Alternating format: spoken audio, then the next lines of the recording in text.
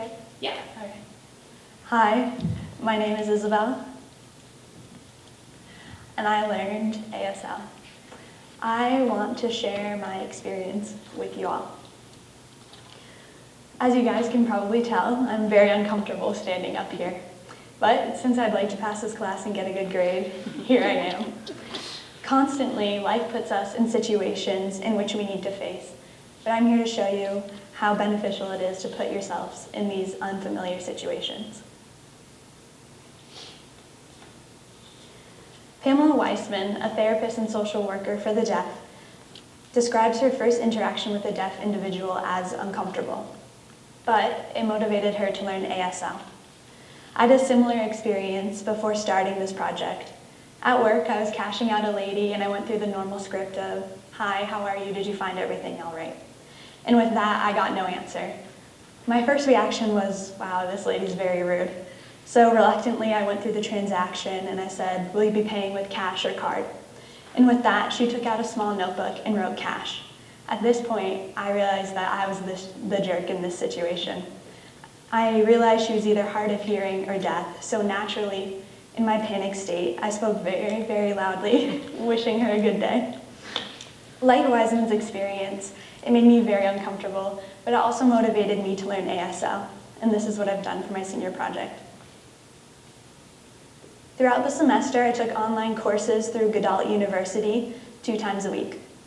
Going into this project, I doubted my abilities to even learn this language, seeming it took me 3 years to pass Spanish 1. Also, all the video lessons are in complete silence, so asking questions or getting a further explanation on a lesson was unavailable to me. I did also look very weird practicing certain signs in the library, and I did get a lot of odd looks. But this unfamiliar and sometimes embarrassing situation was very beneficial to me because even though I might not be totally fluent in the language, I have a general understanding and I'm able to communicate with a group of people that I wasn't ever able to before. My knowledge also helped me out in my participation with the ASL Club.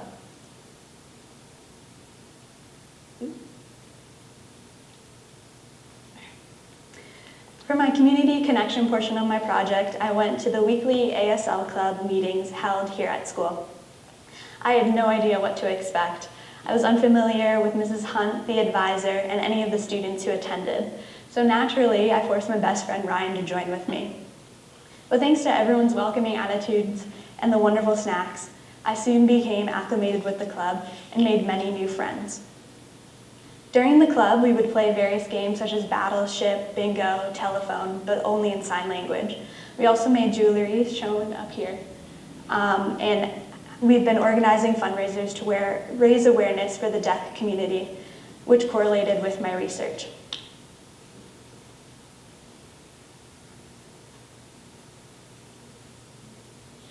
In my research, I discovered that there are over 466 million people in the world who rely on sign language because they're either deaf or hard of hearing. And that is the number of colleges in the world that are fully accessible to deaf individuals. I found this fact shocking and unacceptable. I reflected on my own experience and realized how being in a world where you're unable to communicate with the majority of people living in it might be frustrating and uncomfortable. But unfortunately, this injustice is the reality to many deaf individuals. If communities around the world and people like you and me can take one uncomfortable step to advocate for any disservice that you're passionate about, we can promote change. This experience has taught me by stepping out of your comfort zone by either learning a new language or advocating for something you're passionate about can not only lead to personal growth, but to societal growth. And if a procrastinating, senioritis-ridden 17-year-old girl who's reluctant to even take this class to begin with can do this, I believe all of you can. And I'd like to end this with a quote.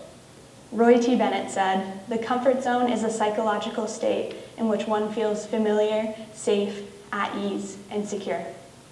You never change your life until you step out of your comfort zone. Change begins at the end of your comfort zone." Any questions?